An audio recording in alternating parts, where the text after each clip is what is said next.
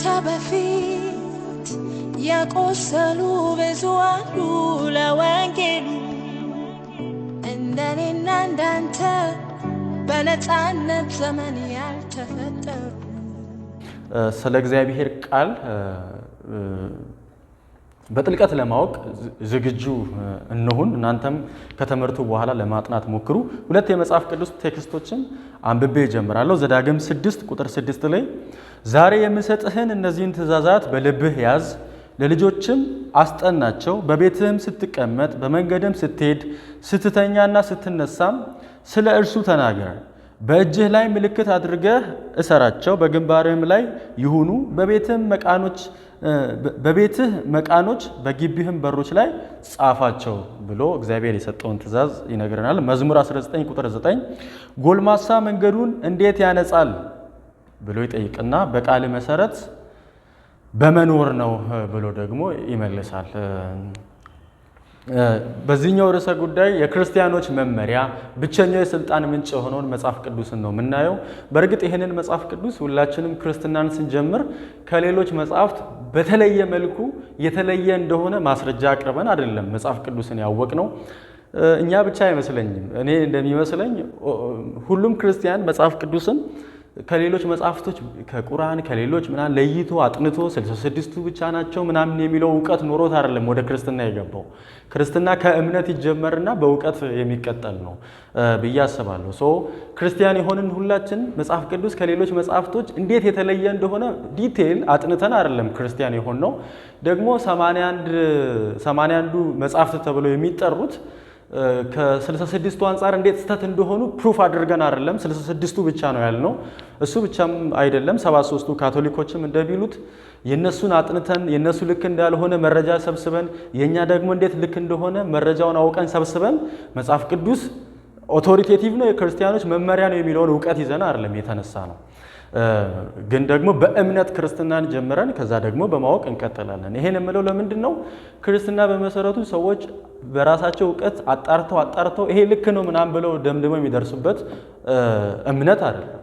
ኤፌሶን መጽሐፍ ምዕራፍ 2 ላይ እንደሚነግረን ሙታን ነበርን፣ እግዚአብሔር ደግሞ ከሙታን አስነሳን በክርስቶስ በኩል ይለናል። ያ የሚያሳየን ምንድን ነው? አንድ የሞተ ሰው ከሞት እንዴት እንደሚነሳ አስቦ አሰላስሎ አውቆ አይደለም ከሙታን የሚነሳው። የጳውሎስም በኤፌሶን ምዕራፍ 2 ላይ እያደረገ ያለው እግዚአብሔር ከሙታን ካስነሳቸው በኋላ እንዴት እንዳስነሳቸው ነው እንጂ መዘርዘር የሚጀምረው ሙታን የነበሩ ሰዎች እንዴት እንደሚነሱ እውቀት ኖሯቸው ይነሳል እያለ አይደለም። ክርስቲያን የሆነ ሁሉ ስለ እግዚአብሔር ያለውን መረዳት ከሙታን ከተነሳ በኋላ የሚያውቀው ነው። ልክ እንደዚሁ ደግሞ ቅዱሳት መጽሐፍትም ያለን መረዳት በጥንቃቄ አስተውለን ሻርፕ ሆነን ምናምን ሳይሆን ወደ ክርስትና የገባ ነው። ልክ ክርስቶስን ስንቀበለው እግዚአብሔር በጸጋው በመንፈሱ አማካኝነት ያው አድርጎን ስለ ክርስቶስ መረዳት እንደጀመር ነው ሁሉ መጽሐፍ ቅዱስንም ክርስቲያን ከሆንን በኋላ በጥልቀት እያወቅን እንሄዳለን። በስብከት ሞኝነት ክርስቶስን ተከትለናል። ከዛ ደግሞ ይሄ ወንጌል ደግሞ በጥበብና በእውቀት እያሳደገን ይመጣል። ደግሞም እኛ እንደ ቤተ ክርስቲያን ሪፎርምድም እንደመሆናችን መጠን ለመጽሐፍ ቅዱስ ያለን ቦታ ልዩ ነው፣ ከሌሎች አብያተ ክርስቲያናት በተለየ ሁኔታ። ይህንን በምናስተምረው ትምህርት፣ በምናደርገው ውይይት፣ በአምልኮ ስርዓታችን የሚታወቅ ነው። ይህን እኛም እንመሰክራለን፣ ከእኛም ውጭ ያሉ ቤተ እምነቶችም ይመሰክራሉ። ለእግዚአብሔር ቃል ያለን ቦታና ጥንቃቄ ማለት ነው። ቅድም በኮንፌሽን ጥናታችን ለማየት የሞከርነውን የተወሰነ ለማየት እንሞክራለን።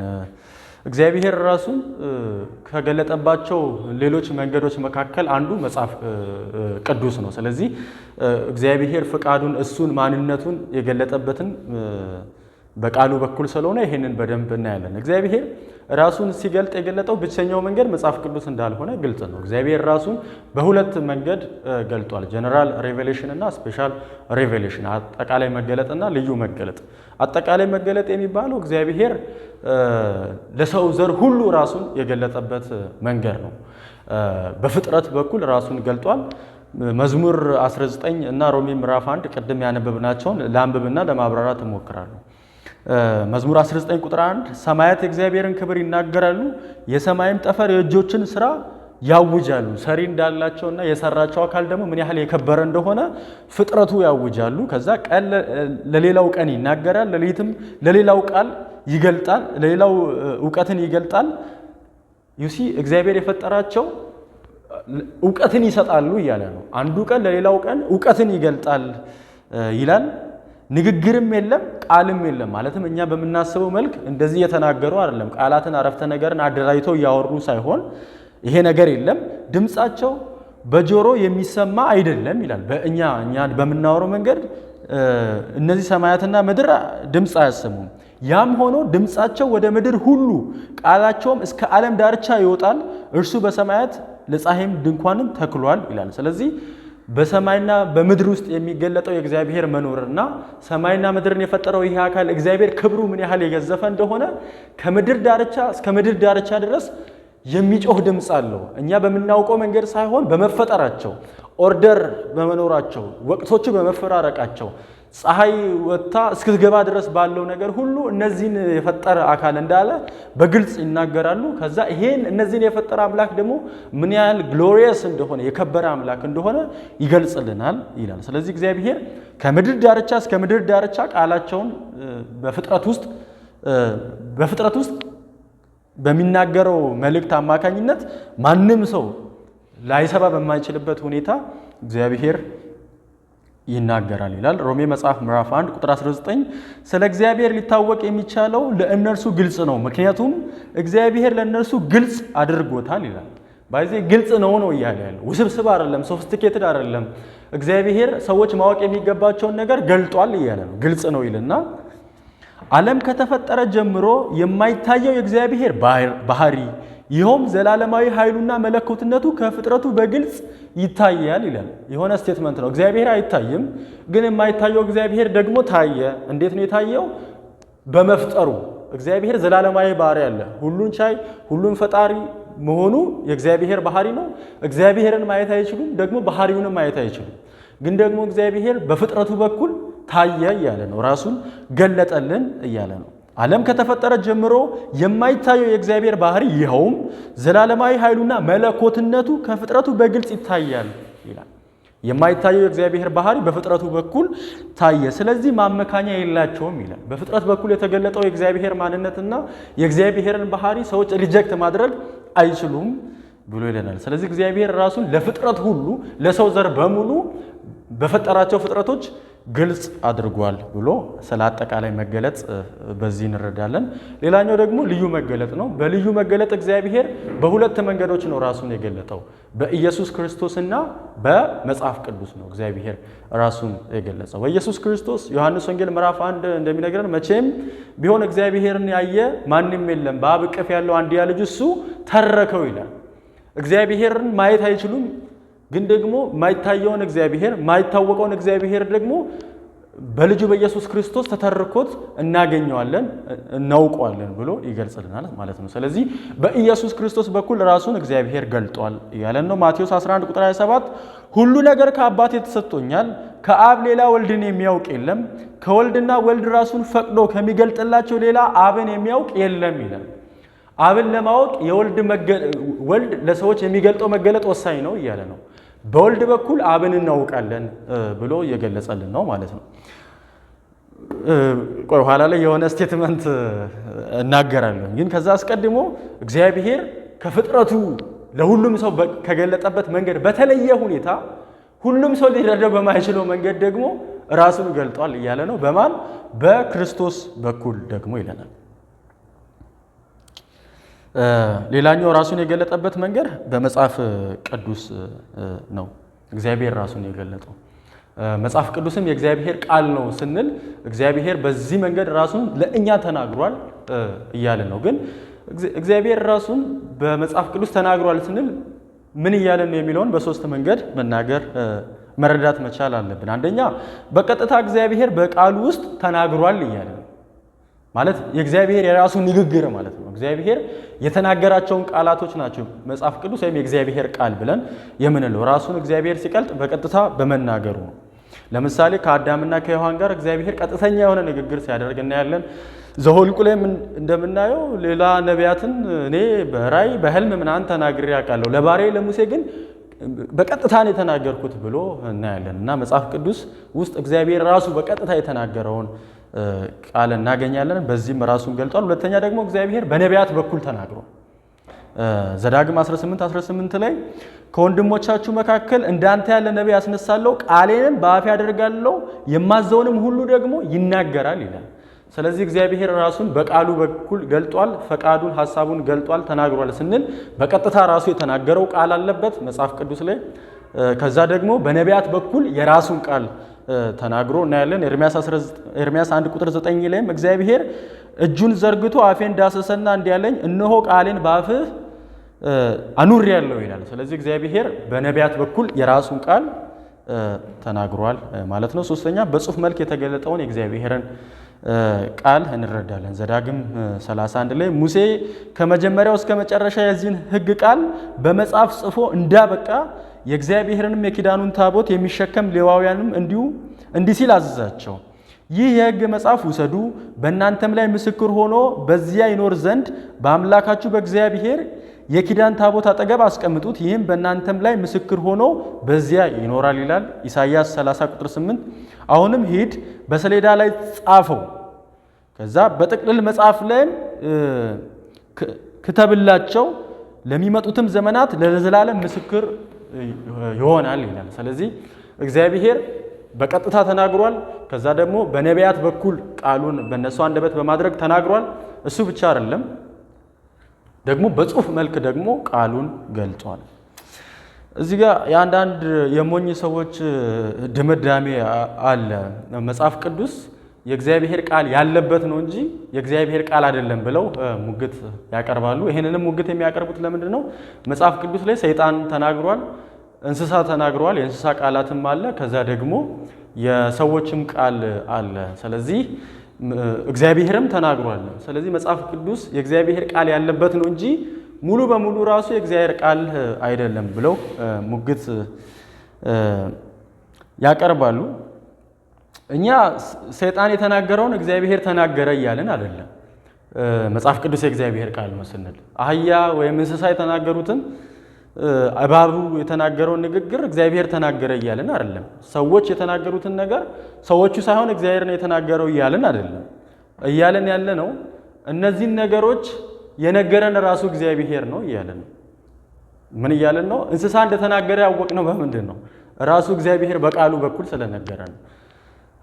ሰይጣን እንደተናገረ የነገረን ቃሉ ነው። ስለዚህ የእግዚአብሔር ቃል ነው ስንል እነሱ የተናገሩት እግዚአብሔር ተናገረው፣ እነሱ የተናገሩት የእግዚአብሔር ቃል ነው እያልን አይደለም። ሰዎች አልተናገሩም እያልን ሳይሆን እነዚህን ነገሮች በቃሉ በኩል የነገረን እግዚአብሔር ነው እያልን ነው። ሌላኛው የሚያቀርቡት ሙግት 1 ቆሮንቶስ ምዕራፍ 7 ላይ ይህንን እኔ ላለው እንጂ ጌታ አይልህም የሚለውን ቃል በመጠቀም መጽሐፍ ቅዱስ የእግዚአብሔር ቃል ሳይሆን የእግዚአብሔር ቃል ያለበት ነው፣ ለምን የሰዎችም ሐሳብ ገብቶበታል ብለው ሙግት ያቀርባሉ። 1 ቆሮንቶስ 7:12 ላይ ለሌሎች ደግሞ እንዲህ እላለሁ፣ ይህንንም የምለው እኔ እንጂ ጌታ አይደለም፣ ያላመነች ሚስት ያለው ወንድም ቢኖር ሚስቱ አብራው ለመኖር የምትፈቅድ ከሆነ ሊፈታት አይገባውም ይላል። ይሄን የምለው እኔ እንጂ ጌታ አይደለም ብሎ ያቀርባል። እዚህ የቆሮንቶስን አውድ መረዳት መቻል አለብን ብዬ አስባለሁ።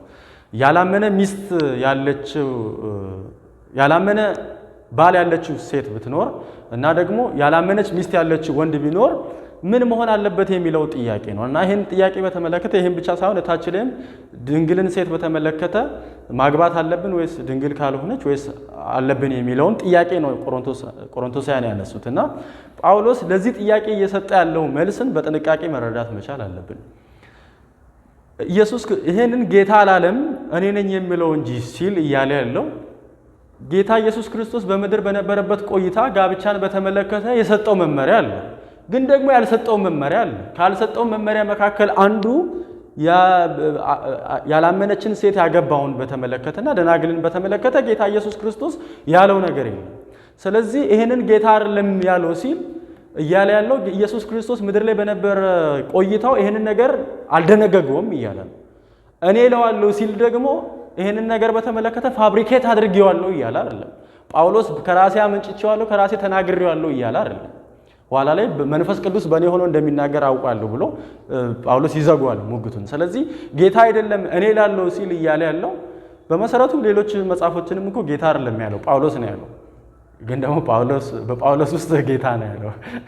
ይሄ ነገር ክሊር መሆን መቻል አለበት። ስለዚህ ጌታ አላለም ሲል ኢየሱስ ክርስቶስ ይህንን ነገር በተመለከተ ትእዛዝ አልሰጠም በምድር ቆይታው እያለ ነው እንጂ አሁን እኔ የምናገረው ነገር ከራሴ ፋብሪኬት አድርጌ ጌታ ያልተናገረውን ነገር የተናገርኩኝ ነው ማለቱ አይደለም። ማለትም በመንፈስ ቅዱስ አማካኝነት ጌታ እንደሚናገር ግልጽ ነው። እሱንም ኋላ ላይ ስለሚያብራራ ማለት ነው። ስለዚህ መጽሐፍ ቅዱስ የእግዚአብሔር ቃል ያለበት መጽሐፍ ሳይሆን ሁሉም የእግዚአብሔር ቃል ነው። እሱን ኋላ ላይ ታች ላይ ለማየት እንሞክራለን። ስለዚህ አሁን የምናደርገው ነገር የመጽሐፍ ቅዱስ ምንነትና ለኛ ያለውን ፋይዳ ለማንሳት እሞክራለሁኝ። ይህንን ሁለተኛ ጢሞቴዎስ ምዕራፍ 3 ላይ ያለው ላይ ተመስርቼ ለማብራራት እሞክራለሁ። ቤስት ነው ብዬ አስባለሁኝ።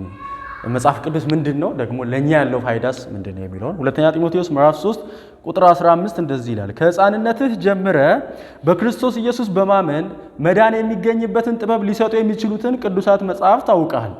ቅዱሳት መጻሕፍት ሁሉ የእግዚአብሔር መንፈስ ያለባቸው ናቸው፣ ለማስተማርና ለመገሰጽ ለማቅናትና በጽድቅ መንገድ ለመምከር ይጠቅማሉ። ይኸውም የእግዚአብሔር ሰው ለመልካም ስራ ሁሉ ብቁ ሆኖ እንዲገኝ ነው ይላል። እዚህ ቴክስት ላይ ተመስርተን አስቀድመን ስለ እግዚአብሔር ቃል ምንነት ለመረዳት እንሞክራለን። አንደኛ የእግዚአብሔር ቃል ምንድን ነው ስንል ቅዱስ መጽሐፍት ነው ወይም ደግሞ መጽሐፍ ነው ከሌሎች መጽሐፍቶች ሁሉ የተለየ ነው እያለን ነው። ከሌሎች መጽሐፍቶች ሁሉ የተለየ ነው ስንል የእግዚአብሔርን ቃል የተለየ እንዲሆን ያደረገው ምንድን ነው የሚለውንም አብሮ ይመልስልናል። ቁጥር 16 ላይ ቅዱሳት መጽሐፍት ሁሉ የእግዚአብሔር መንፈስ ያለባቸው ናቸው፣ ለማስተማር፣ ለመገሰጽ፣ ለማቅናት፣ በጽድቅ መንገድ ለመምከር ይጠቅማሉ ይላል። ከሌሎች መጽሐፍቶች ሁሉ መጽሐፍ ቅዱስን የተለየ መጽሐፍ እንዲሆን ያደረገው ምንድን ነው? የሚያስተምር፣ የሚገስጽ፣ ልብን የሚያቀና በጽድቅ መንገድ የሚመከር ነው ብሎ ገልጾልናል። በሌላ አባባል ሌሎች መጽሐፍቶች ሁሉ ይሄንን ማድረግ አይችሉም እያለ ነው። አያስተምሩም፣ አይገስጹም፣ ልብን አያቀኑም፣ በጽድቅ መንገድ ደግሞ ሊመሩ አይችሉም እያለ ነው። ስለዚህ መጽሐፍ ቅዱስን ከሌሎች መጽሐፍ ልዩ ያደረገው ምንድን ነው? እኚህን ነገሮች መስጠት ስለሚችል ነው። የትኛውም መጽሐፍ ሰዎችን ወደ ጽድቅ መንገድ ሊመራ አይችልም። የጽድቅ መንገድ የሚለውን ኋላ ላይ በታች ለማብራራት እሞክራለሁ። ስለዚህ እኚህን ነገሮች ሊሰጡ የማይችሉትን ነገር በእግዚአብሔር ቃል ውስጥ እናገኛለን። ስለዚህ የእግዚአብሔር ቃል ከሌሎች መጽሐፍቶች በሙሉ የተለየ በመሆኑ ይሄንን ያደርገዋል። ስለዚህ የእግዚአብሔር ቃል ይሄንን ማድረግ የሚችል ነው ብሎ ይገልጽልናል። ሌላው የእግዚአብሔር ቃል ከሌሎች እንዴት እንደሚለይ የእግዚአብሔር መንፈስ ያለባቸው ነው ብሎ ደግሞ ይነግረናል። ይህንን ከማብራራት ያስቀድሜ ይህንን ማድረግ ይችላል ብሎ የእግዚአብሔር ቃል በጽድቅ መንገድ መምራት፣ ልብን ለማቅናት፣ ለማስተማርና ለመገሰጽ ይጠቅማል ሲል ምን እያለ ነው የሚለውን ለመመልከት እንሞክር። ለማስተማር ሲል ሁለት ነገር እያወራ ነው፣ ማስተማርና መገሰጽ። እኚህ ሁለቱ ነገሮች ዶክትሪናል የሆኑ ነገሮችን እያነሳ ነው። አንድ አሉታዊ፣ አንድ አዎንታዊ አድርጎ ይገልጻል። መጽሐፍ ቅዱስን በተመለከተ ቅዱሳት መጽሐፍት በተመለከተ ሰዎች ወደ እውነት እንዲሄዱ የሚያስተምር ነው ይለናል። እሱ ብቻ ሳይሆን ከእውነት መንገድ ደግሞ ከወጡ ለመገሰጽ ነው ደግሞ ይለናል። መሰረታዊ በሆነ የክርስትና አስተምሮ ሲሲቱ ለመገሰጽ፣ ይሄኛው ለመገሰጽ የሚለው የግሪኩ ቃል ለማውገዝ ተብሎ መተርጎም ይችላል። ከላይ ካለው ኮንቴክስትም ካየን በእውነተኛው መንገድ እንዲሄዱ መጽሐፍ ቅዱስ ያስተምራል፣ ካልሄዱ ደግሞ የሚያወግዝ ነው ብሎም ደግሞ ይገልጽልናል። እሱ ብቻ ሳይሆን ፕራክቲካል ወደሆኑ ነገሮች ደግሞ ምግባራዊ ወደሆነው ነገር ደግሞ ያመጣል። ልብን ለማቅናትና በጽድቅ መንገድ ለመምከር ነው ይለናል፣ ለመምራት ነው ይለናል። ስለዚህ ቅዱሳት መጽሐፍት ከሌሎች መጽሐፍት አንዱ ለየት የሚያደርገው እውነተኛውን ትምህርት ያስተምራል፣ ከእውነተኛው ትምህርት የወጡትን ደግሞ ያወግዛል። ከዛ ደግሞ ልብን ለማቅናት የሚለው ስትሮንግ ቃል ነው። ጠማማ የሆነ መንገድ ላይ ያለን ሰው ወደ ማቃናት ያመጣል። ሰውየውን ከጠማማ መንገድ ጠማማ ወዳልሆነ መንገድ ማምጣት ብቻ ሳይሆን በጽድቅም መንገድ ደግሞ ይመራል ብሎ ይገልጽልናል። ስለዚህ ከሌሎች መጽሐፍቶች ሁሉ በተለየ መንገድ ሌሎች ማድረግ የማይችሉትን ነገር ቅዱሳት መጽሐፍት ይህንን ያደርጋሉ ይለናል። ሌላው ለየት የሚያደርገው ቅድም እንዳልኩት እስትንፋሰ እግዚአብሔር ያለበት ነው። እዚህ ጋር ትንሽ የትርጉም ልዩነቶችን ለማሳየት እሞክራለሁ። እንትን የእግዚአብሔር መንፈስ ያለበት የሚለው ትንሽ ባንጠቀመው ጥሩ ነው ብዬ አስባለሁ። ምክንያቱም የእግዚአብሔር ቃል ያለበት ሲባል አለ አይደል? የሆነ ነገር ላይ የሆነ ነገር አለበት ሲባል እንትን ነው አይደል? ጣል ምናምን ተደርጎ ነው የሚመስል። ሊጥ ላይ እንትን አለበት ይሄ ምንድን ነው ሲባል ይሄ ጥቁር አዝሙድ ዳቦ የሚደፋው ላይ ጥቁር አዝሙድ አለበት ሲባል የሆነ ቦታ ነው እንጂ ያለበት ሁሉም አይደለም የሚለውን የሚገልጽ ይመስላል። በእርግጥ አንዳንድ ሰዎች ያለበት የሚለው ልክ ከዘፍጥረቱ ጋር አያይዞ እፍ አለበት ከዛ ደግሞ ሰውም ሕያው ነፍስ ሆነ ከሚለው ጋር አያይዘው የእግዚአብሔርን ቃል ሕያውነት የሚገልጽ ነው ብለው ያቀርባሉ። ግን ያለበት የሚለው ትንሽ ክሊር አይመስለኝም። ከዛ ይልቅ የአንዳንድ የእንግሊዝኛ ትርጉሞችም እንዳስቀመጡት እስትንፋሰ እግዚአብሔር ያለበት ከሚለው ይልቅ እግዚአብሔር እስትንፋሰ እግዚአብሔር የሆነ ያለበት ሳይሆን ጋድ ብሪዝድ እስትንፋሰ እግዚአብሔር ነው እንጂ አለበት አይደለም እያለ ያለው። በዚህም ደግሞ የቅዱሳት መጻሕፍት የስልጣን ምንጭ ራሱ እግዚአብሔር እንደሆነ የሚያሳየ ነው ማለት ነው። ስለዚህ ከሌሎች መጻሕፍቶች በተለየ ሁኔታ ከእግዚአብሔር የመነጨ በመሆኑ ነው እያለ ነው። በሌላ አባባል ልዩ የሚያደርገው ሌሎች መጻሕፍቶች የሰዎች የማስተዋል የሰዎች የመረዳት ኦብዘርቬሽን በኑሮ ልምዳቸው ኢንፎርሜሽን በመሰብሰባቸው ምክንያት ያገኙት የነሱ ስራ ውጤት ነው።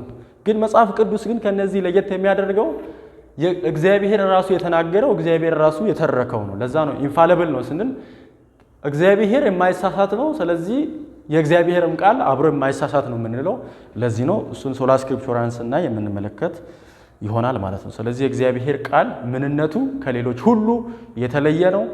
በምን ሰዎችን በጽድቅ መንገድ የሚመራ የተጣመሙ ልባቸውን የሚያቃንና የሚያስተምርና ደግሞ የሚያወግዝ በመሆኑ ሌላው ደግሞ ከራሱ ከእግዚአብሔር የመነጨ በመሆኑ ነው። እነዚህ ቅዱሳት መጻሕፍት ደግሞ ለእኛ ያላቸው ፋይዳ ምንድን ነው የሚለውን ከዚህ ክፍል እንመለከታለን። በዋናነት ቅዱሳት መጻሕፍት ለእኛ ያላቸውን ፋይዳ በሶስት መመልከት እንችላለን። አንደኛ በቅዱሳት መጻሕፍት ውስጥ ድነት የሚገኝበትን መንገድ እናውቃለን።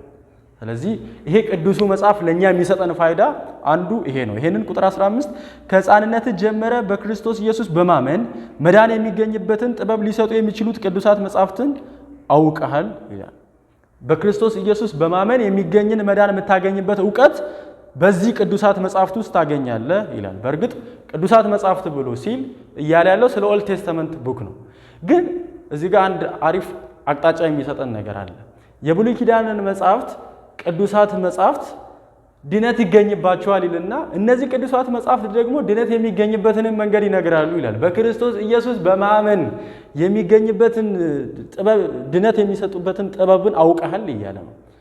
ስለዚህ ምን እያለን ነው? ኦልድ ቴስተመንት ላይ ያለ ሰው ሆኖ እግዚአብሔር በቃሉ በኩል የሰጠውን በክርስቶስ ኢየሱስ ማመን የሚገኝበትን የደህንነት ዕውቀት አለው እያለ ነው። ቅዱሳት መጻሕፍት ክርስቶስን አርግዘዋል፣ ክርስቶስን አዝለዋል እያለ ነው። እነዛም ደግሞ በክርስቶስ ድነት እንደሚገኝ ይጠቁማሉ ይላል። በሌላ አባባል እኛ ሮሜን አንብበን በክርስቶስ መዳን ማግኘት እንደሚቻል እንደምናውቀው ሁሉ ብሉይ ኪዳን ላይም ይሄንን የደህንነት ዕውቀት ሰጥቷል እያለ ነው። እኚህ እጆች ላይ ያሉት ቅዱሳት መጻሕፍት ደግሞ በክርስቶስ ኢየሱስ በማመን ሊገኝ የሚችለውን ጥበብ ይሰጡሃል ብሎ ይገልጻል ማለት ነው። በጣም የሚገርመው ጥበብ ሊሰጡ የሚችሉት ነው የሚለው። ጥበብ ከክርስቶስ ጋር ወዳለ ህብረት ዝምድናን እስካልመሰረተች ድረስ ጥበብ አይደለችም፣ ወይም ደግሞ ሙሉ ጥበብ አይደለም፣ ወይም ደግሞ እውነተኛ ጥበብ አይደለም ማለት ነው።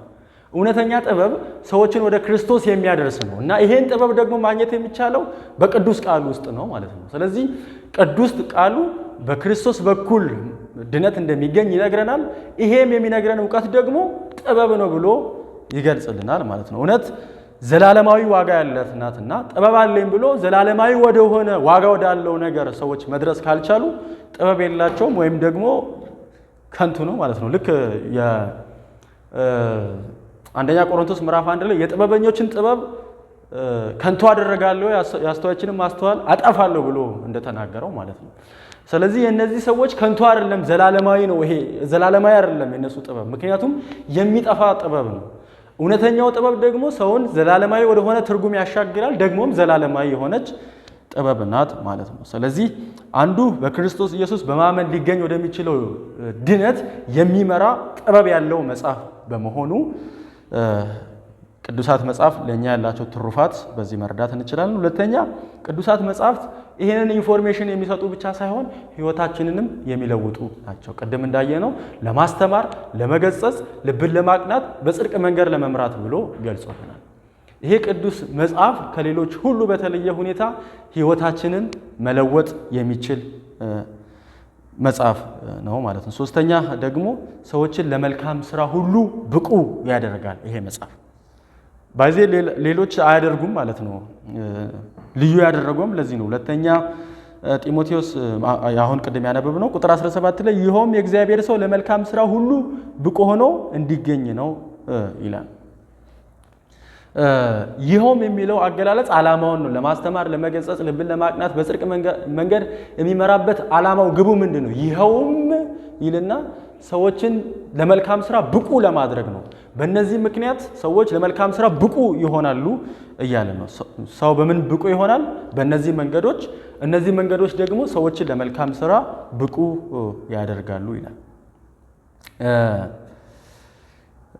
እዚህ ጋር የእግዚአብሔር ሰው የሚለው ማንን ነው የሚለውን አብረን መመለስ መቻል አለብን። የእግዚአብሔር ሰው ለመልካም ስራ ሁሉ ብቁ እንዲሆን ብሎ የገለጸው እግዚአብሔር ሰው ያለው ማንን ነው የሚለውን ለመመለስ እንሞክር። ይህ መጠሪያ ብሉይ ኪዳን ላይ ለአገልጋዮች የዋለ ቃል ነው እና ጢሞቴዎስ ጋርም መጥቶ የእግዚአብሔር ሰው ብሎ ሲል ጢሞቴዎስን አገልጋይ ነህ እያለው ነው እና አንተን ደግሞ በዚህ መንገድ ዝግጁ ያደርጋል እያለ ነው። ግን ይሄ ቃል ለአገልጋዮች ብቻ የተሰጠ ነው ወይ የሚለውን መጠየቅ መቻል አለብን። የእግዚአብሔር ቃል አገልጋዮችን ብቻ ነው የሚያስተምረው፣ የሚገስጸው፣ በጽድቅ መንገድ የሚመራው፣ ልብን የሚያቀነው የሚለውን ብለን ከጠየቅን በፍጹም በኢምፕሊኬሽን ለመልካም ስራ ሁሉ ብቁ ያደርገናል የሚለውን ይዘን ለሁሉም አማኞች የሚሰራ እንደሆነ መረዳት እንችላለን። ለምን ካልን ኤፌሶን መጽሐፍ ምዕራፍ 2 ቁጥር 10 ምክንያቱም እግዚአብሔር አስቀድሞ ያዘጋጀልንን መልካም ስራ ለመስራት በክርስቶስ ኢየሱስ የተፈጠረን የእግዚአብሔር የእጆቹ ስራ ነን ብሎ ይላል። ስለዚህ አማኞች ሁሉ ለመልካም ስራ በመጠራታቸው ምክንያት ይሄ ቃል ለአማኞች አፕላይ ያደርጋል። ቲቶ መጽሐፍ ምዕራፍ 2 ቁጥር 14 እርሱም ከክፉ ሊቤዠን መልካም የሆነውንም ለማድረግ የሚተጋውን የእግዚአብሔር የሆነውን ሕዝብ ለራሱ ያነጻ ዘንድ ራሱን ስለኛ ሰጥቷል ይላል። ስለዚህ እግዚአብሔር የፈጠረው ማህበር ለመልካም ስራ ሁሉ የሚተጋና ለዛ እንዲሰራ የተፈጠረ በመሆኑ ምክንያት የእግዚአብሔር ሰው የሚለው በኢምፕሊኬሽን ለሁሉም አማኞች የሚሰራና ይሄ የእግዚአብሔር ሰው ሆይ ለመልካም ስራ ሁሉ ዝግጁ ያደርጋል የተባለው ለሁሉም አማኞች መሆን እንደሚችል አስዩም ማድረግ እንችላለን። እዚህ ጋር ሌላ ጠቃሚ የምናገኘው ለመልካም ስራ ሁሉ የምትል ቃል አለች።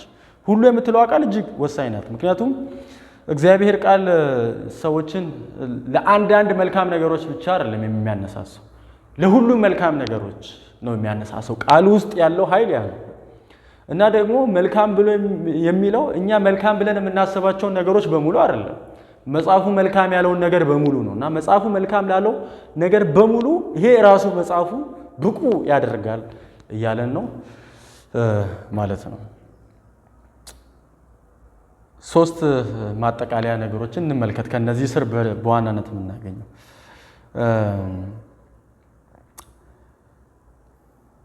አንደኛ ይሄ ከዚህ መረዳት የምንችለው ለእግዚአብሔር ቃል ካስተምሮ አንጻር የሚጠነቀቁ ነገር ግን የእግዚአብሔርን ቃል ለመኖር ፈቃደኛ ያልሆኑ የእግዚአብሔር ቃል ባለስልጣን እንደሆነ የሚያውቁ ነገር ግን የእግዚአብሔር ቃል ባለስልጣንነቱ ለሮም ካቶሊክ ቤተክርስቲያን አድርገው አስዩም የሚያደርጉ ሰዎች ክርስቲያን ናቸው ብሎ ለመጥራት በጣም ከባድ ነው። ክርስቲያኖች የእግዚአብሔር ቃል ስልጣን ያለው እንደሆነ ያውቃሉ። ስልጣንነቱም ደግሞ በራሳቸው ህይወት ነው እና ደግሞ የእግዚአብሔርን ቃል ቴዎሎጂካል በሆነ ፐርስፔክቲቭ ብቻ የሚረዱ ግን ልብን እንደሚያቀና በጽድቅ መንገድ እንደማይመራ ፕራክቲካሊ የሚያምኑ ሰዎች ካሉ ክርስቲያኖች አይደሉም ማለት ነው። ስለዚህ የእግዚአብሔር ቃል ከሌሎች መጻሕፍቶች የተለየ ነው ስንል እውነትን የተሸከመ ሐሳብ አለው የሚለውን ማወቅ ብቻ ሳይሆን እኛንም ደግሞ በጽድቅ መንገድ መምራት የሚችል ኃይል ያለው ነው የሚለውን መረዳት መቻል አለብን። በጣም ብዙ ሰዎች ለመጽሐፍ ቅዱስ ይሟገታሉ፣ ይከራከራሉ፣ ግን ደግሞ ለእግዚአብሔር ቃል ስልጣን አይገዙም። ይሄ አደጋ ነው ብዬ አስባለሁ። ሌላኛው ደግሞ ሁለተኛ ይሄ የእግዚአብሔር ቃል የማይሰበክበት ቤተክርስቲያን ሁሉ ልንገባ አይገባም። ይሄን ስል እግዚአብሔር ቃል የማይሰበክበት ቤተክርስቲያን አለ እንዴ ልትሉ ትችላላችሁ። ኦፍ ኮርስ በጣም ብዙ ቸርቾች መጽሐፍ ቅዱስ ይነበብና ከዛ የራሳቸውን ተራ ፍልስፍና ነው የሚያወሩት እንጂ መጽሐፍ ቅዱስ የሚለውን አይደለም የሚሉት። ስለዚህ መጽሐፍ ቅዱስን አይማሩም። እኛ ቤዚካሊ የስተት ትምህርት የሆኑ አካላት ስለሚያስተምሩ አይደለም ስለሚያስተምሩ ብቻ አይደለም እነሱ ቸርች ወይም ደግሞ እንደዚህ አይነት የስተት ትምህርት የሚያስተምሩ ሰዎች ጋር እማንገባው። የስተት ትምህርት ባይኖርም ራሱ መጽሐፍ ቅዱስ የማይሰበክ ከሆነ መሄድ የለብንም። ለምንድነው መሄድ የሌለብን? ቅዱስ ቃሉ ካልተሰበከ ሰዎች በጽድቅ መንገድ ሊሄዱ አይችሉም። ልባቸው ሊቃና አይችሉም።